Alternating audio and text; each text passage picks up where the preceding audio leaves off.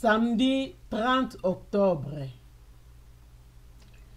Comme par la désobéissance d'un seul homme, plusieurs ont été constitués pécheurs. Ainsi aussi, par l'obéissance d'un seul, plusieurs seront constitués justes. Là où les péchés abondaient, la grâce a surabondé.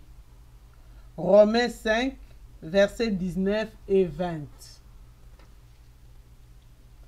La chute de l'homme.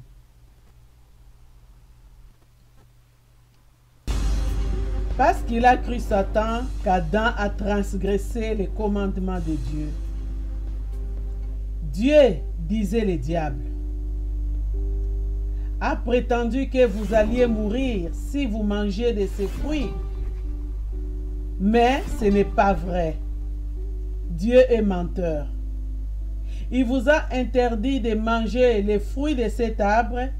Il n'est pas juste. Et puis, il ne veut pas que vous soyez comme lui, parce qu'il ne vous aime pas. Voilà ce qu'ont des perfides les insinuations de Satan. Il accuse Dieu devant l'homme. Voilà aussi ce qui fait la gravité du péché.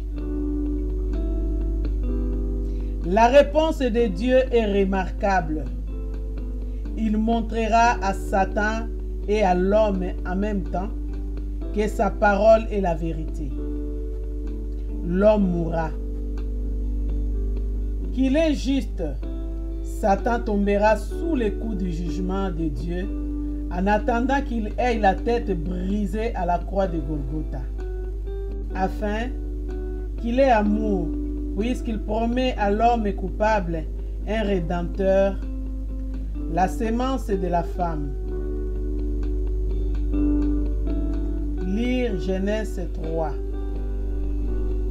À la provocation de l'adversaire et à la désobéissance d'Adam, Dieu aurait pu répondre par un jugement immédiat qui aurait anéanti et l'un et l'autre.